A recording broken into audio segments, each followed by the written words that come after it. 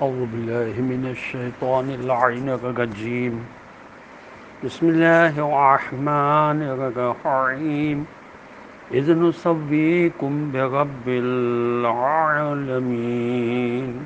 اللهم صل على محمد وعلى محمد وعجل فرجهم السلام علیکم ورحمۃ اللہ وبرکاتہ۔ اللہ تبارک و تعالیٰ کا شکر ہے کہ میں نے سورہ شعراء جو قرآن مجید کا 26 نمبر کا سورہ ہے اس کی 5 آیات کی تلاوت کا شرف حاصل کرنے کا ارادہ کیا ہے۔ فی الحال میں نے آیت نمبر 98 کی تلاوت کا شرف حاصل کیا، جس کا ترجمہ یہ ہے کہ جب ہم تمہیں رب العالمین کے برابر درجہ دیتے تھے۔ یہ حضرت ابراہیم علیہ السلام کی امت کے وہ لوگ جو جھگڑا کرتے تھے اور جب ان کو ناکامی ہوتی تھی تو ان کو شرمندگی نہیں ہوتی تھی، بلکہ اس وقت تو ان کے خیال میں یہی تھا کہ یہ جو جادو، یہ جو بت ہیں جن کو ہم پوجتے ہیں یہ ہمارے کام آئیں گے۔ چنانچہ جب جہنم میں ان کو ان کی سزا کے طور پر ڈالا جائے گا تو اہل آتش کے باہمی جھگڑے اور حتمی حقیقت کھل کر سامنے آ جائے گی۔ چنانچہ شکست خوردہ جماعت اپنی شکست اور رسوائی کے بعد آپس میں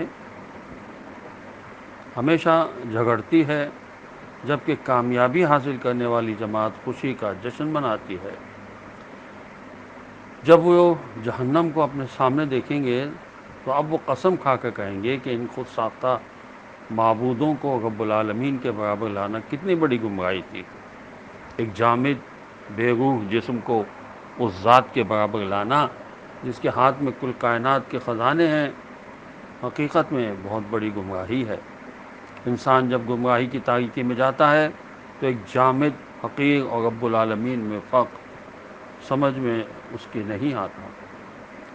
آیت نمبر 99، بسم اللہ الرحمن الرحیم وما اضلنا الا المجرمون۔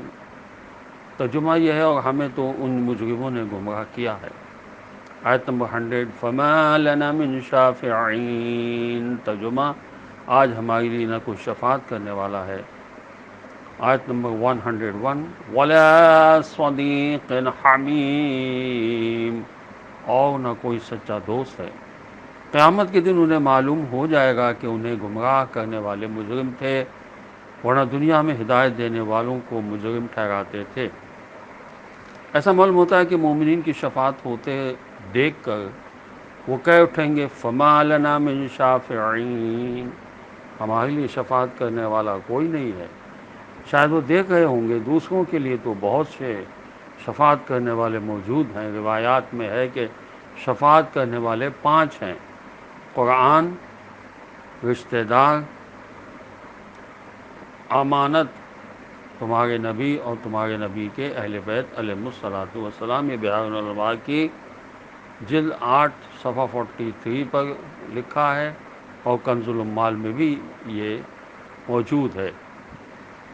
پھر یہ کہ جابر بن عبداللہ انصاری راوی ہیں کہ رسول اللہ صلی اللہ علیہ وسلم نے فرمایا، جنت میں کوئی شخص یہ کہے گا کہ میرے دوست کے ساتھ کیا ہوا ہوگا، اس کا دوست جہنم میں ہوگا، تو اللہ تعالیٰ فرمائے گا اس کے دوست کو جہنم سے نکالو، تو اہل جہنم کہیں گے ہمارا تو کوئی دوست نہیں۔ یہ تفسیر مجموع البیان کی 7 جلد میں لکھا ہے صفحہ 305 پر۔ اس حدیث اور اس آیت کے مطابق کہ الاخلاء یومئذ بعضهم لبعض عدو الا المتقین، سورہ زخرف کی آیت نمبر 67 میں ارشاد الہی ہوا کہ اس دن دوست بھی ایک دوسرے کے دشمن ہو جائیں گے سوائے پروں کے۔ حضرت امام محمد باقر علیہ السلام سے روایت ہے کہ یہ آیت ہمارے اور ہمارے شیعوں کے بارے میں نازل ہوئی ہے، وہ اس طرح کہ اللہ تعالی ہم پر اور ہمارے شیعوں پر فضل و کرم فرمائے گا، ہم ان کی شفاعت کریں گے، یہ دیکھ کر دوسرے لوگ کہیں گے فما لنا من شافعین، ہمارے لیے شفاعت کرنے والا کوئی نہیں ہے۔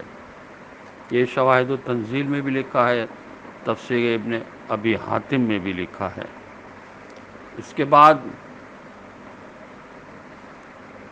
آیت نمبر 102 میں ارشاد ہوتا ہے فَلَوْ أَنَّ لَنَا كَرَّةً فَنَكُونَ مِنَ الْمُؤْمِنِينَ، کاش ہمیں ایک مرتبہ پھر پلٹنے کا موقع مل جاتا تو ہم مومنین میں سے ہو جاتے۔ حدیث میں ہے کہ لوگ خواب غفلت میں پڑے ہوئے ہیں، جب مر جائیں گے تو بیدار ہو جائیں گے، جب آنکھیں بند ہو جاتی ہیں تو آنکھیں کھل جاتی ہیں، حقیقت کی آنکھیں کھل جاتی ہیں، تب آرزو انسان کرے گا کہ ایک مرتبہ پھر موقع مل جائے تو ہم مومن بن جائیں۔ قرآن نے ان کا حال بتا دیا کہ وَلَوْ رُدُّوا لَعَادُوا لِمَا نُهُوا عَنْهُ، سورہ انعام قرآن مجید کا 6 نمبر کا سورہ ہے، اس کی آیت نمبر 28 میں ارشاد الہی ہو رہا ہے کہ اور اگر انہیں واپس بھیج بھی دیا جائے تو یہ پھر وہی کریں گے جس سے انہیں منع کیا گیا ہے، یعنی آخرت سے دنیا کی طرف واپسی ناممکن ہے، اور جو ان کی ایک دفعہ عادت بن جاتی ہے تو وہ اب اپنے عمل میں پاکیزگی نہیں لا سکتے۔ حضرت علی علیہ السلام فرماتے ہیں کہ عمل کو پاکیزگی خود عمل سے زیادہ بہتر ہوتی ہے، اور حضرت امام جعفر صادق علیہ السلام کا فرمان ہے کہ عمل کی پاکیزگی خود عمل سے زیادہ مشکل ہوتی ہے، اور خراب کر دینے والی چیزوں سے نیت کا خالص ہونا جہاد کے دوران عمل کرنے والوں سے زیادہ مشکل ہے۔ یہ حضرت علی السلام کا ارشاد ہے، اور اب میں امام جعفر صادق علیہ السلام کا ارشاد پڑھ رہا ہوں کہ عمل پر خلوص کے ساتھ باقی رہنا خود عمل سے زیادہ مشکل ہوتا ہے۔ رسول خدا صلی اللہ علیہ وسلم کا فرمان ہے کہ اپنے دل کو خالص کر لو تو تیرا قلیل عمل بھی کافی ہو جائے گا، اور یہ بھی فرمایا کہ اپنے دین کو خالص کر لے تو تیرا قلیل عمل بھی کافی ہو جائے گا۔ اور حضرت موسیٰ علیہ السلام کے ساتھ راز و نیاز کرتے ہوئے خداوند عالم فرماتا ہے اے موسیٰ علیہ السلام، جس عمل کے ساتھ میری ذات کا قصد کیا جاتا ہے وہ قلیل بھی کثیر ہو جاتا ہے، اور جس سے میرے غیر کا قصد کیا جاتا ہے وہ کثیر بھی قلیل ہو جاتا ہے۔ انسان کو چاہیے کہ وہ مخلص ہو۔ رسول خدا صلی اللہ علیہ وسلم فرماتے ہیں کہ مخلص لوگوں کے لیے خوشخبری ہے، یہی لوگ ہدایت کے چراغ ہوتے ہیں، تاریک فتنے ایسے لوگوں کے ذریعے ہی کافور ہوتے ہیں۔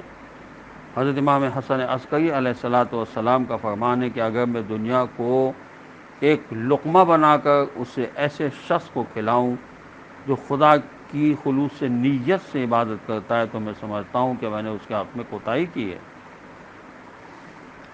خدا کے حضرت علی السلام فرماتے ہیں کچھ بندے ایسے بھی ہیں جنہوں نے اللہ کے ساتھ اپنے باطنی خلوص کے ساتھ معاملہ کیا ہوتا ہے، بس خدا نے بھی خالص صورت میں ان کے اس معاملے کی قدر دانی کی ہوتی ہے۔ یہ ایسے لوگ ہیں کہ بروز قیامت جن کے اعمال کے صحیفے ہر قسم کے اندراج سے خالی ہوں گے، لیکن جب وہ اللہ تعالیٰ کے حضور جا کھڑے ہوں گے تو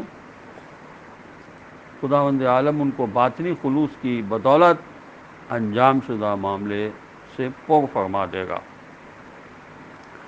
خدا کے کچھ بندے ایسے بھی ہیں جو اس کے ساتھ باطنی خلوص کا معاملہ کرتے ہیں تو خدا بھی ان کے ساتھ خالص نیکی کا معاملہ فرماتا ہے۔ یہی وہ لوگ ہیں جن کے صحیفہ اعمال بروز قیامت خالی ہوں گے، لیکن جب وہ خدا تعالیٰ کے حضور کھڑے ہوں گے تو خداوند عالم ان کے باطنی خلوص کے باعث انجام شدہ معاملہ یعنی اعمال کو پر کر دے گا۔ تو راوی نے کہا میں نے پوچھا مولا اس کی وجہ کیا ہے؟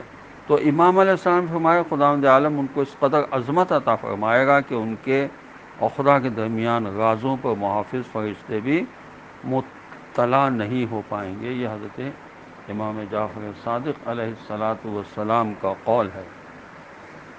اور حضرت علیہ السلام فرماتے کہ کہاں ہیں وہ لوگ جنہوں نے اپنے اعمال کو خدا کے لیے خالص کیا اور خدا کی نگاہ کے لیے اپنے دلوں کو پاک و پاکیزہ کیا۔ حضرت موسیٰ علیہ السلام اور حضرت شعیب علیہ السلام کے تذکرے میں ہے کہ جب حضرت موسیٰ علیہ السلام حضرت شعیب علیہ السلام کے ہاں پہنچے تو اس وقت شام کا کھانا تیار تھا۔ حضرت شعیب علیہ السلام نے حضرت موسیٰ علیہ السلام سے فرمایا جوان بیٹھو اور کھانا کھاؤ۔ موسیٰ علیہ السلام نے فرمایا خدا کی پناہ۔ شعیب علیہ السلام نے کہا کیوں، کیا تم بھوکے نہیں ہو؟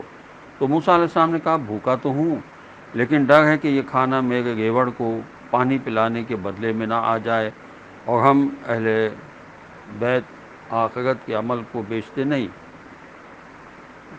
خواہ اس کے بدلے میں پوری زمین کے برابر ہی سونا کیوں نہ ملے۔ تو شعیب علیہ السلام نے فرمایا اے جوان بخدا، ایسی تو کوئی بات نہیں، بلکہ یہ میری اور میرے آبا و اجداد کی عادت چلی آ رہی ہے کہ ہم مہمان نوازی کرتے ہیں اور لوگوں کو کھانا کھلاتے ہیں۔ یہ سن کر حضرت موسیٰ علیہ السلام بیٹھ کر کھانا کھانے لگے۔ حضرت رسول خدا صلی اللہ علیہ وسلم کا فرمان ہے جب تم کوئی عمل کرو تو اسے خالصتاً اللہ تبارک و تعالیٰ کے لیے انجام دو، کیونکہ خدا کے بندوں کے لیے صرف وہی اعمال قبول ہوتے ہیں جو خالص ہوں۔ مزید فرمایا کہ اپنے اعمال کو خدا تعالیٰ کے لیے خالصتاً انجام دو، کیونکہ خداوند عالم صرف وہی عمل قبول فرماتا ہے جو اس کے لیے خالص طور پر بجا لایا گیا ہو۔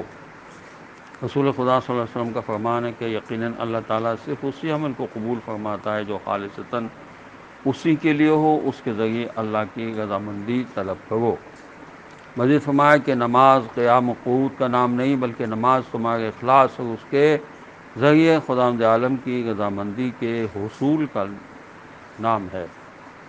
حضرت امام جعفر صادق علیہ السلام نے فرمایا، یہ مستدرک الوسائل میں حدیث موجود ہے جلد 1 میں صفحہ 10 پر، کہ اللہ تعالیٰ فرماتا ہے میں بہترین شریک ہوں، لہذا جو شخص اپنے عمل میں کسی دوسرے کو میرے ساتھ شریک کرے گا میں اسے قبول نہیں کروں گا سوائے اس عمل کے جو میرے لیے خالص ہوگا۔